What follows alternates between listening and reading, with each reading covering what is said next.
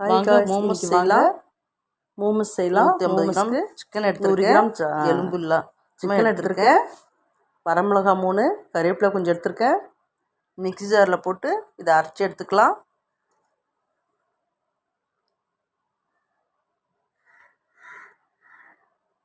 மூணு மிளகா எடுத்துருக்கேன். கறிவேப்பிலை வரமிளகாலாம் அரைச்சி எடுத்துருக்கேன்.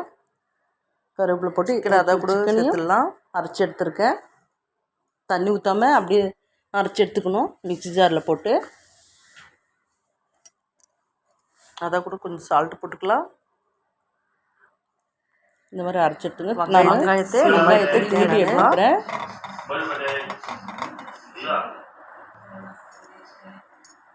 இந்த மாதிரி வெங்காயத்தை திருப்பி எடுத்துக்கலாம். கூடவே போட்டுங்க வெங்காயத்தை. சிக்கன் மசாலாவும் ஒன்றா சேர்ந்து போல் கலந்து நல்லா கலந்து எடுத்துக்கோங்க. எலும்பு இல்லாமல் சிக்கன் எடுத்துக்கணும். ஒன்றை போல் கலந்து எடுத்துக்கோங்க. எலும்பு இல்லாமல் இருக்கணும் சிக்கனில். அரைச்சி வச்சுருக்க இஞ்சி பூண்டு 1 ஸ்பூன் அளவு போட்டுக்கோங்க. அதையும் போட்டு நல்லா கலந்துக்குங்க. 1 ஸ்பூன் அளவுக்கு அதையும் நல்லா கலந்து விட்டுக்கலாம். போட்டு நல்லா அரைச்சி வச்சுருக்கோம். அதுலேயே ஒன்றை போல் கலந்து எடுத்துக்கணும். நான் 1/4 கிலோ அளவுக்கு மைதா மாவு 1/4 கிலோ எடுத்துருக்கேன்.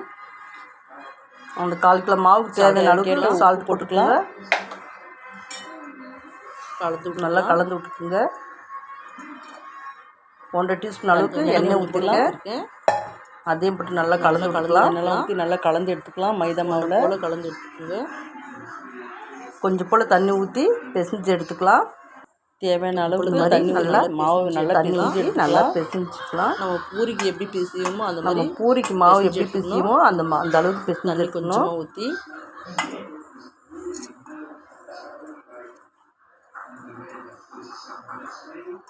இந்த மாதிரி கெட்டியாக இருக்கணும். தண்ணி இல்லாமல் கெட்டியாக நல்லா பிசைஞ்சு எடுத்துங்க. பூரி நம்ம எப்படி மாவு பிசையுமோ அந்த அளவுக்கு பிசைஞ்சு பூரி மாவு பிசைகிற மாதிரி நல்லா பிசைஞ்சு எடுத்துக்கலாம்.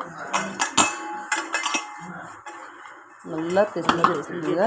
எண்ணெய் போட்டு இந்த மாதிரி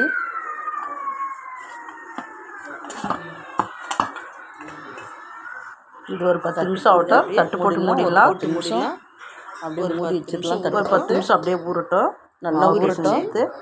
இந்த மாதிரி உருண்டை பண்ணி வச்சுக்கோங்க. 10 நிமிஷம் ஆயிடுச்சு. நான் எடுத்து உருண்டை பண்ணி வச்சுருக்கேன். இந்த மாதிரி சின்ன உருண்டையாக எடுத்து வாங்க செய்யலாம். மாவு போட்டுருக்கேன். அந்த மாவை எடுத்துட்டு மாவை தொட்டு இந்த மாவில் உருட்டி நல்லா அப்படியே உருட்டுனாங்க. அப்போ தான் பூரி கரட்டுற மாதிரி வரும். ஒட்டாமல் வரும். கட்டையில் மாவு தொட்டு உருட்டுங்க.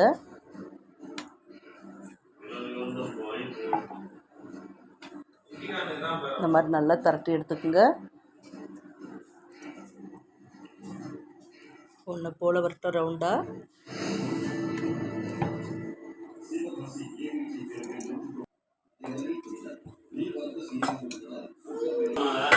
இதே மாதிரி தரட்டுங்க. நல்லா நைஸாக தரட்டி மாவு ஒட்டாமல் வரும். ஒட்டாமல் வரும். மாவு போடலைன்னா ஒட்டிக்கலாம். கொஞ்சம் போல் சிக்கன்லாம் போல் செஞ்சு வச்சுருக்கலாம். அந்த மசாலா வச்சுக்கணும். ரெடி பண்ணி வச்சுக்கோங்க பாருங்கள். அதை கொஞ்சம் போல் வச்சு எடுத்து அப்படியே பிரிஞ்சு வராத அளவுக்கு நம்ம செய்யலாம். நம்ம புடவை எப்படி கொசரம் பண்ணுவோம். ஒன்று மேலே அந்த மாதிரி மடித்து வச்சுக்கோங்க. மாதிரி மடித்து வச்சுக்கோங்க. ஒன்றை போல்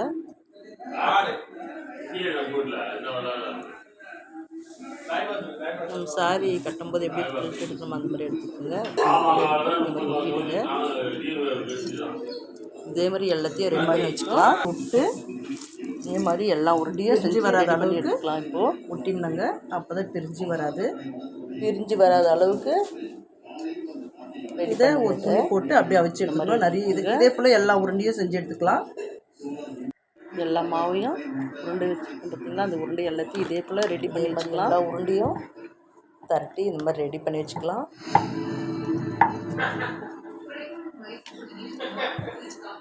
இதே மாதிரி திரட்டி எடுத்துக்கணும்.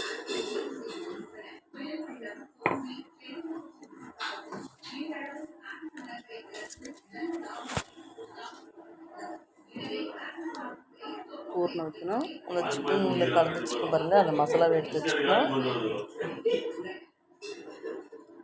பாருங்கள் நான் எப்படி செய்கிறேன்னு பாருங்கள். அதே மாதிரி செய்யுங்க. இங்கே ஒன்றை போல் மடித்து எடுத்துக்கணும். பெல்ட்டு மாதிரி எடுத்துக்கணும். அப்படியே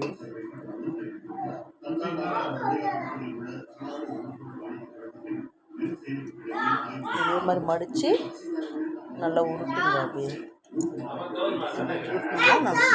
மீன் மாவு கொஞ்சம் கட் பண்ணிடலாம். நீங்கள் அதிகமாக இருந்துச்சுனாக்கா அது மேலே கட் பண்ணிடுங்க. வேணும்னா எடுத்துடலாம். நம்ம அதிகமாக எடுத்தால்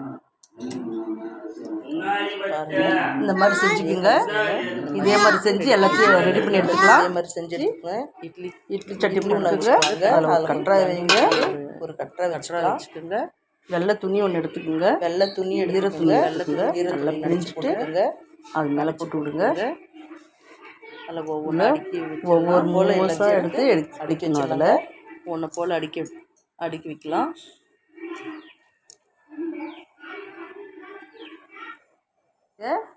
அப்படியே மூடி போட்டுடலாம். மூடி அப்படியே வேக வச்சுக்கலாம். ஒரு 5 நிமிஷம் வெந்தால் போதுங்க. இட்லி சட்டி மூடி ரெடி ஆகிடும். மூடி போட்டுடலாம். அது 20 நிமிஷம் வேகட்டும். அதுக்கப்புறம் ஓப்பன் பண்ணி 10 நிமிஷம் பொறுத்து ஓப்பன் பண்ணி பார்க்கலாம். 20 நிமிஷம் வேகட்டுங்க.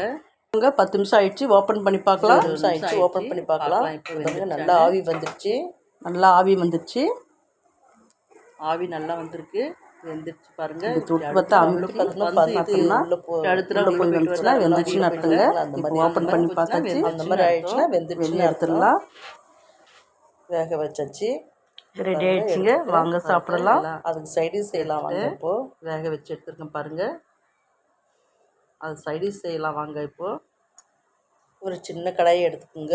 அது சின்ன கடாயை எடுத்துக்கோங்க. ஒரு தக்காளி போட்டுக்கலாம். தக்காளி பழம் போட்டுக்கோங்க. 2 வரமிளகாய் போட்டுங்க. வரமிளகாய் ஒரு 10 பூண்டு 15 நல்லா வேக வச்சு எடுத்துக்கலாம். இந்த மாதிரி நல்லா வேகணும். நல்லா வேகட்டும். பூண்டு மிளகா தண்ணியில்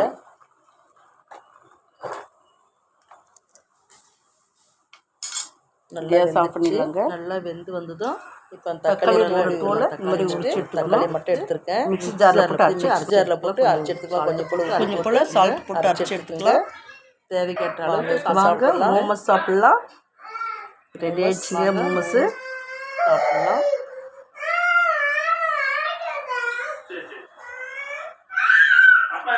சைடிஷ் கார சட்னிங்க. காரம் பூண்டு தக்காளிலாம் போட்டு அரைச்சி வச்சுருக்குது. அதுக்கு காரம் ரெடி ஆயிடுச்சு. வாங்க சாப்பிடலாம்.